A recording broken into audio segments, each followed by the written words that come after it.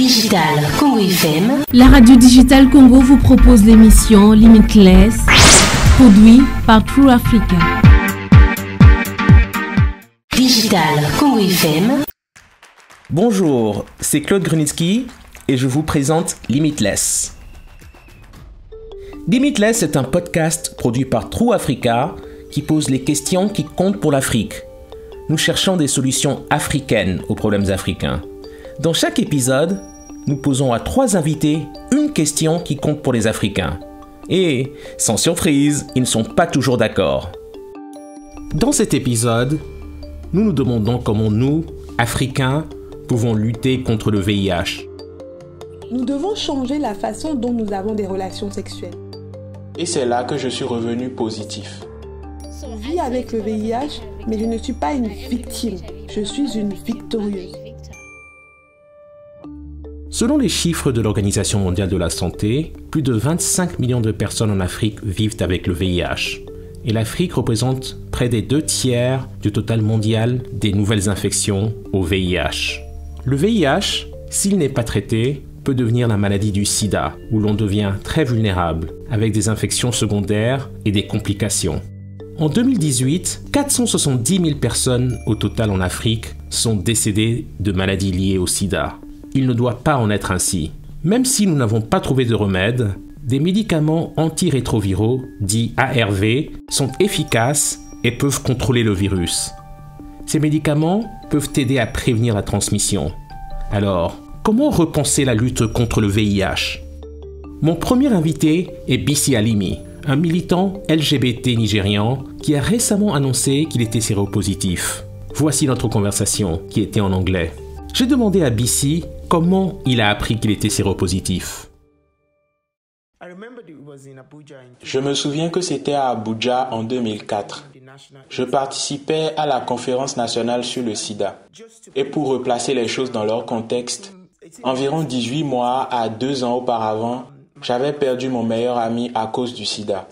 Mais c'est grâce à lui que je suis entré dans l'espace LGBT et VIH. Et à cause de tous les amis que j'ai perdus, c'est à cette conférence d'Abuja que j'ai été encouragé par des personnes que je reconnaissais comme des mentors à faire un test VIH. Et c'est là que je suis revenu positif.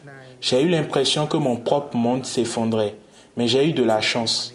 Et je vais vous dire ce que je veux dire par « j'ai eu de la chance ». J'ai eu de la chance que ces gens soient là. Et donc quand j'ai été testé, la première chose qu'ils ont faite, c'est de me faire venir, de me serrer dans leurs bras, de m'encourager et de prendre leur propre vie personnelle en exemple pour me dire que les choses sont possibles. Je n'ai pas pu le voir à ce moment-là, car je réalisais, attends un peu, je vais bientôt mourir, parce que c'est ça qui nous arrive. Nous sommes infectés, nous tombons malades et puis nous mourons. Mais j'étais tellement passionné par le fait de continuer à faire le travail que je faisais en matière de sensibilisation au VIH pour les hommes homosexuels. J'ai demandé à Bisi comment il a appris qu'il était séropositif. Il m'est plus facile de parler de ma sexualité que de ma séropositivité. Ce n'est pas seulement qu'il m'a fallu beaucoup de temps pour le rendre public. Il m'a fallu aussi beaucoup de temps pour commencer à prendre des médicaments. Les médicaments qu'il y avait à l'époque, je crois, c'était le D40, l'un des médicaments les plus courants, très toxique. Et l'infirmière m'a demandé si j'avais fait le test du VIH. Et je pense que c'est à ce moment-là que j'ai craqué et que je lui ai dit que j'étais séropositif et que je n'étais pas sous traitement. Et ils ont immédiatement fait un test de charge virale. La première chose que le médecin a dite, c'est « Comment avez-vous réussi à rester en vie ?» Et c'est là qu'il m'a immédiatement mis sous traitement. C'est donc 5 ans après que j'ai été diagnostiqué. Je pense l'avoir fait vers 2015 et je travaille depuis dans cet espace. Ainsi, au sein de la communauté des défenseurs et des militants du VIH, je suis très ouvert. Mais en dehors de cela, je ne vois pas pourquoi je devrais le dire à qui que ce soit, jusqu'à ce que je commence à m'impliquer dans des campagnes visant à encourager les gens à se faire dépister. Et je n'ai pas réalisé que toute ma vie, en ce qui concerne le VIH, j'ai toujours été un imposteur, j'ai toujours été un mensonge. Et j'ai senti que je devais aller de l'avant. Je devais aller de l'avant et être honnête envers moi-même. Et je me rends compte que ce qui a marché pour moi et m'a aidé, ce sont les histoires vraies des survivants. Et si je ne raconte pas mon histoire, les personnes qui m'admirent, celles qui croient en moi, celles qui me considèrent comme leur modèle et qui luttent, ne sauront pas qu'il existe une alternative. Et j'avais besoin de fournir cette histoire alternative. Les réactions des proches ne sont pas toujours simples. J'ai donc voulu savoir comment les gens ont réagi à l'annonce de la séropositivité de BC. Lorsque j'ai fait mon coming out, la réaction était assez mitigée en général. Certains y ont vu une opportunité pour eux de faire un test de dépistage du VIH. Et au milieu de tout ça, il y avait des gens qui voyaient ça comme une opportunité de justifier le fait qu'en étant gay, être séropositif est une punition. Et le barrage de messages, de lettres de haine que j'ai reçus. Mais au milieu de tout ça, je dois être très honnête. Le soutien que j'ai reçu était bien supérieur à la haine et aux trolls qui s'en prenaient à moi. Pour moi, c'était un processus très enrichissant. Ma deuxième invitée est Jacqueline Wambui. Jacqueline est une militante au Kenya. Elle aussi est séropositive. Elle s'est entretenue avec notre journaliste Emma Mugure. Voici leur conversation, qui était en anglais. Comment votre propre histoire et votre expérience ont-elles changé votre façon de penser?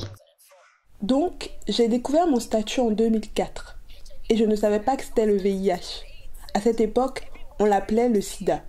Et tous les livres que vous lisiez disaient que toute personne qui contractait le VIH contractait le sida et allait mourir. Alors je me suis reprise et je me suis dit que mon plan était de ne pas mourir.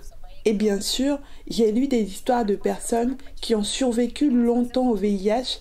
Et bien sûr, j'ai aussi mes enfants et je me suis demandé qui allait élever mes garçons si ce n'est moi.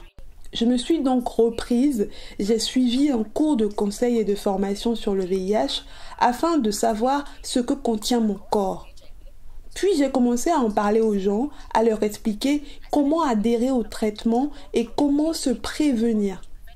Mon histoire m'a donc encouragée, ainsi que d'autres personnes, à vivre positivement avec le VIH.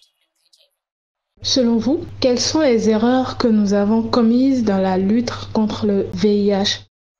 Nous ne voulons pas aborder le vrai problème. Nous ne voulons pas aborder le fait que n'importe qui peut contracter le VIH. En fait, le H de VIH signifie humain. Nous devons changer la façon dont nous avons des relations sexuelles. Nous n'avons pas de conversation sur le sexe avec nos enfants. Nous n'avons pas de conversation sur le sexe dans nos salons. Nous ne parlons pas franchement, mais tout le monde fait l'amour. C'est donc le genre de conversation que nous devons commencer à avoir. Il ne faut pas non plus traiter le VIH comme s'il s'agissait d'une condamnation à mort.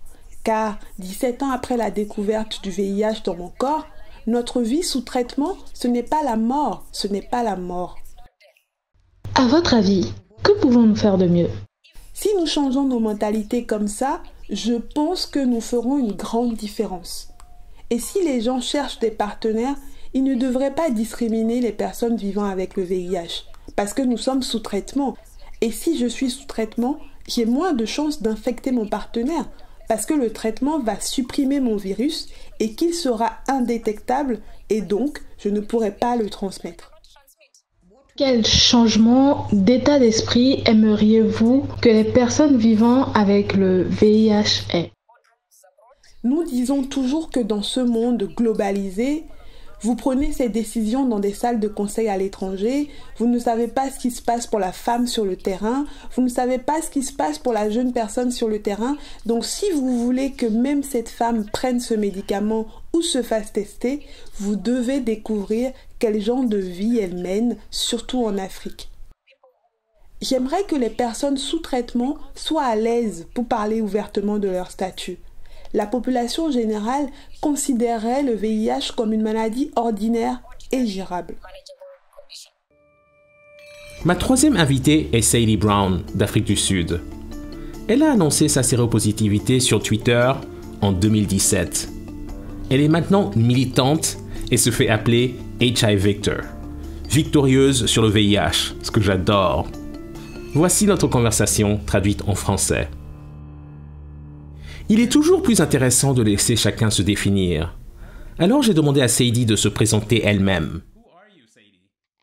Je m'appelle Sadie Brown. Je suis une jeune personne de 27 ans qui vit avec le VIH. Je suis originaire d'Afrique du Sud et oui, j'ai utilisé les médias sociaux pour déstigmatiser le VIH. La révélation à soi-même peut être délicate. J'ai voulu savoir comment Sadie a découvert qu'elle avait le VIH. J'avais 14 ans, j'étais en 10e année. Nous sommes allés à cet événement et il y avait des gens d'autres organisations qui disaient « Salut les gars, nous faisons du VCT ». VCT est le conseil et le dépistage volontaire du VIH. Donc si vous voulez faire un test de dépistage du VIH, passez par là. À 14 ans, je ne sortais pas avec quelqu'un et je n'avais pas de relation sexuelle. Je me disais « Laisse-moi juste le faire pour me faire des souvenirs ». Et c'est ainsi que j'ai découvert que je vivais avec le VIH. Ensuite, il faut l'annoncer. J'ai demandé à Sadie si elle l'a annoncé immédiatement ou après quelque temps. Non, c'était plus tard. C'était environ 4 ans plus tard. Donc ce qui s'est passé ensuite, c'est qu'après l'avoir découvert lors de cette sortie scolaire, bien sûr, je suis rentrée à la maison. J'ai gardé ça pour moi pendant les 6 premiers mois. J'avais peur de le dire à quelqu'un. Et puis vers décembre de cette année-là, j'en ai parlé à mon professeur qui m'a dit « Il faut que je te ramène à la maison et que nous le disions à tes parents ou à ton tuteur. » Je vivais donc avec ma tante. Nous sommes donc rentrés à la maison, nous lui avons dit et c'est elle qui a dit « Je savais pour tes parents, mais je ne savais pas que tu pouvais être né avec le VIH. » À partir de ce moment-là, nous en avons donc conclu que je devrais être née avec. Nous l'avons ensuite dit au reste de la famille. Mais de ce moment jusqu'à mes 18 ans, nous avons tout fait comme si c'était un secret de polichinelle que tout le monde connaissait mais dont personne ne parlait.